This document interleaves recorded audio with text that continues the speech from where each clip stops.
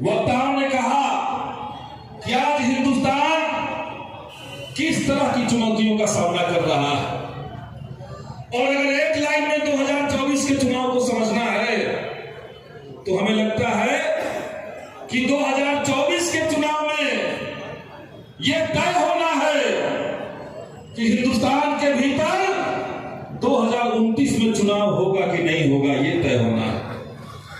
एक पूरी ताकत लगा दी गई है देश के भीतर। जनता ने जिसको चुना उसको तोड़ लिया जा रहा है, खरीद लिया जा रहा है। जो ना बिके ना टूटे उसको जेल में डाल दिया जा रहा है। आपने देखा कि झारखंड के मुख्यमंत्री हेमंत सोरेन जी बगैर कोई दोष साबित हुए जेल में डाल दिए गए। दिल्ली के मुख्यमंत्री अरविंद केजरीवाल जी कोई दोष साबित नहीं हुआ है, जेल में डाल दिए गए। तो देश के भीतर विपक्ष को खत्म करने की साजिश चल रही है इस दौर में।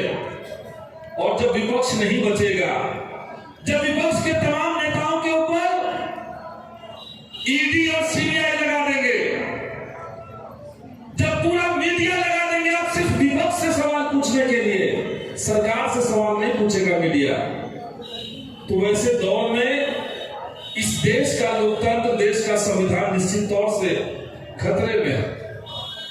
उसको बचाने का सवाल है। तो एक तरफ इस चुनाव में हमारा देश का लोकतंत्र, बाबा साहब भीमराव अंबेडकर का संविधान खतरे में है, और ऊपर से भाजपा वाले नारा दे रहे हैं कि अगर 400 पार चले जाएंगे तो संविधान बदल देंगे। 3 चरणों का चुनाव भाजपा के लोग देख रहे हैं, और नालंदा में 2 दिन पहले इसी जगह पर एनडीए का प्रत्याशियों का जिस तरीके से जनता ने खारिज कर दिया था, हम उनसे कहना चाहते हैं कि हिंदुस्तान की जनता और बिहार की जनता आखिरी दम तक लड़ेगी, लेकिन देश के संविधान को खत्म नहीं होने देंगे, देश के लोकतंत्र को हमें खत्म नहीं होने देंगे। मोदी जी ये भी चाहते हैं, उनका प्रयास है कि चुनाव के भीतर जनता के मुद्दे गायब हो जाए, राजनीति में जनता के मुद्दों पर बात ही ना हो। कायदे से 10 साल हो गया था सरकार का, चुनाव हो रहा, तो सरकार को चाहिए था कि 10 साल में आपने क्या किया इसका हिसाब देते, जनता को बताते कि हमने महंगाई कम किया कि नहीं किया, युवाओं को आप बताते कि आपने रोजगार का कोई उपाय किया कि नहीं किया, महिलाओं को बताते कि उनके मान सम्मान के लिए आपने क्या किया, उनको बराबरी और हक दिलाने के लिए आपने क्या किया। तो इन पे बात नहीं हो रही है, जनता के सवालों पर बात ही नहीं हो रही है। हिंदू मुसलमान मंदिर मस्जिद भैंस आपका लेके चला जाएगा लोग, बताइए। तो देश की राजनीति से जनता के मुद्दों को गायब किया जा रहा है, और इसलिए तमाम जो किसान मजदूरों की पार्टियां हैं, देश के भीतर जो लोकतंत्र को पसंद करने वाली पार्टियां हैं, हम सब लोग मिलकर के इंडिया गठबंधन बनाया, और इंडिया गठबंधन ने ऐलान किया है कि एक तरफ हम संविधान और लोकतंत्र को बचाएंगे, और दूसरी तरफ राजनीति के भीतर चुनाव के बीच में जनता के मुद्दों पर अपनी बात कहेंगे।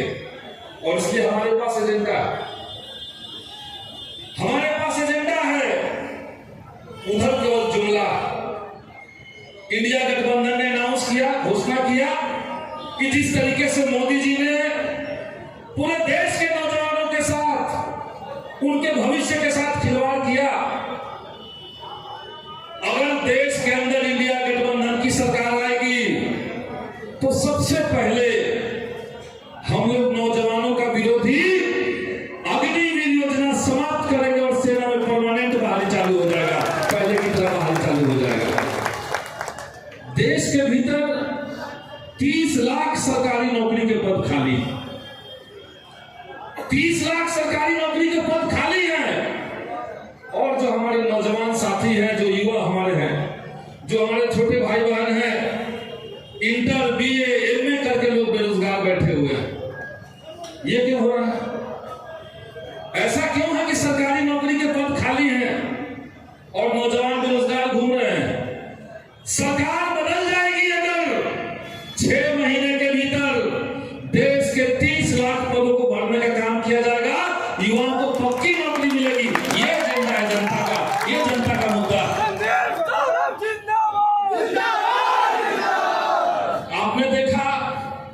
देश के किसानों के साथ क्या किया गया। 14 में कहे मोदी जी कि 2022 आएगा तो किसानों की आमदनी डबल कर देंगे। 22 तो आ गया, 24 चल रहा, 24 आ गया, किसानों की आमदनी डबल नहीं हुई। अब भाजपा वाले लोग कह रहे हैं कि 2047 आने दीजिए। एक कार्टून हम लोग देखते हैं, एक आदमी गधा के ऊपर बैठ करके और डंडे में गाजर लटका देता है। गधा गाजर देख करके आगे बढ़ते जाता है और गाजर भी आगे बढ़ते जाता है। तो मोदी जी देश की जनता को यही समझ लिए। 2014 में कहा गया कि 22 आने दीजिए, आमदनी डबल कर देंगे, और 24 में कहा जा रहा है कि 47 तक रुकिए, यानी 47 तक हमको लगातार जितवाइए चुनाव, तब जाके डबल होगा। और हो क्या रहा है। किसानों को आमदनी डबल करने के नाम पर हमने देखा कि आज नालंदा जिला में जितने हमारी नदियां हैं सब विलुप्त हो रही है, सूख रही है नदियां। नदियों से जो सिंचाई का पानी किसानों को मिलना चाहिए था, उसका संकट है। खाद के दाम आपने बढ़ा दिए, खाद का पैकेट छोटा कर दिया, डीजल पेट्रोल का दाम बढ़ गया, बिजली का दाम बढ़ गया, तो कृषि में लागत बढ़ गया। लेकिन कृषि में जो फसल का दाम होना चाहिए, उसके लिए न्यूनतम समर्थन मूल्य तय होना चाहिए, वो तो नहीं हुआ। उस पर तो बात नहीं हो रही है। किसान हमारे अगर सरकार से मांग कर रहे हैं तो उनकी हत्याएं हो जा रही है, बैरिकेडिंग हो जा रहा है। तो इसलिए इंडिया गठबंधन ने तय किया कि अगर हमारी सरकार बनेगी तो हम एमएसपी की गारंटी करेंगे, और ये मोदी वाला फर्जी गारंटी नहीं रहेगा, ये जनता वाली गारंटी रहेगी, इंडिया गठबंधन वाली गारंटी रहेगी। हमने देखा जिस गांव में भी हम लोग घूम रहे हैं, गांव देहात के लोगों में एक भारी परेशानी है, बिजली बिल का परेशानी है कि नहीं है। बिजली बिल का परेशानी ग्रामीण इलाकों में गरीब किसान मजदूर के परिवार में जाइए, सबसे बड़ी चिंता उनकी है कि हर 5 महीने में, हर 6 महीने में 10,000 का, 12,000 का बिजली बिल आ रहा है कि नहीं आ रहा है। तो बिजली बिल आ रहा है और 2 दिन बाद कोई अधिकारी आकर के बिजली का तार नोच देता है, FIR कर देता है, 50,000 फाइन कर देता है। और बिहार के भीतर जहां भी सरकार ने जातीय गणना का रिपोर्ट पब्लिक किया, जारी किया, 34% परिवारों के पास 6,000 से कम आमदनी है 1 महीने में। और वैसे राज्य में जो परिवार 6,000 से कम कमा रहा है, आप उसको हर 3-4 महीने पे 10,000 मांग लेंगे बिजली बिल के नाम पर, तो ये कैसे चलेगा। बिहार विधानसभा में हमने मांग उठाई, हमने सरकार को कहा था कि आप बिहार के भीतर जिस तरीके से पंजाब में और दिल्ली में गरीबों को बिजली मुफ्त में मिल रहा है, वैसे बिहार के अंदर भी लागू होना चाहिए। बिहार में तो ज्यादा गरीबी है, यहाँ तो होना ही चाहिए। नीतीश बाबू नहीं माने, उन्होंने उल जुलूल तर्क दिया लेकिन बात नहीं माने। हमने वहां कहा कि इस मुद्दे को लेकर के हम जनता के बीच जाएंगे, जनता चुनाव में आपको सबक सिखाएगी, इंडिया गठबंधन की सरकार बनेगी और 200 यूनिट हम गारंटी करेंगे बिजली मुफ्त गरीबों का, ये हमने कह दिया।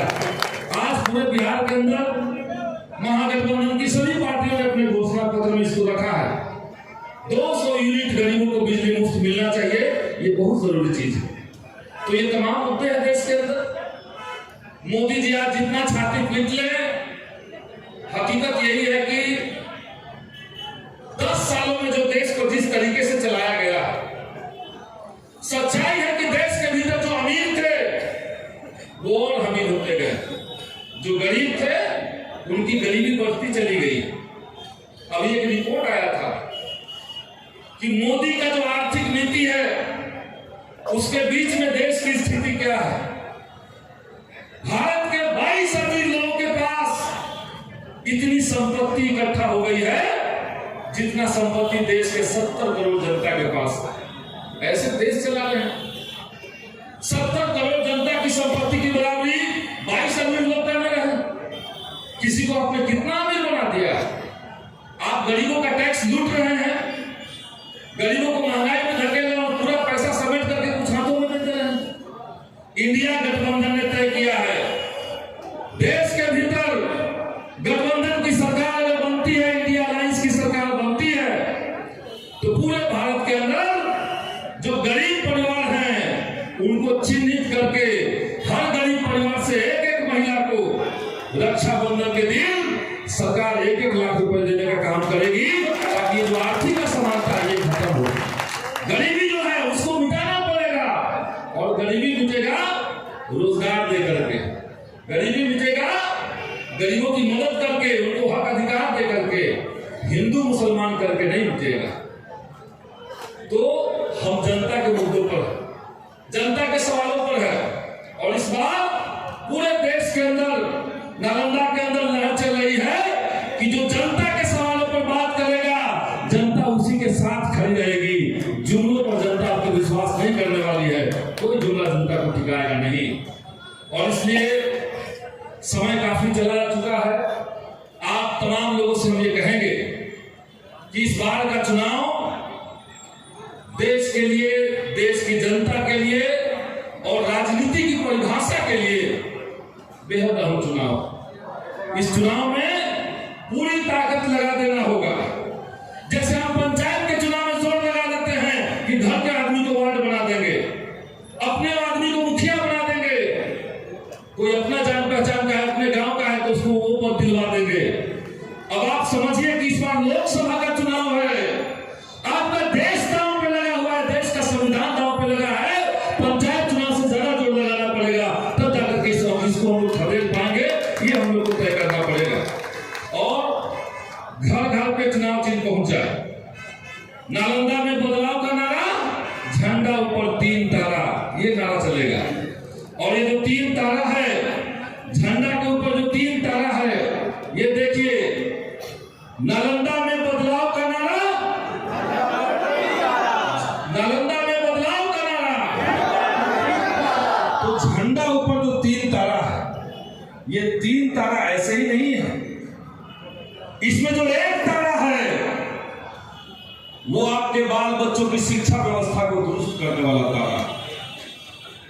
शिक्षा व्यवस्था दुरुस्त होगा उससे।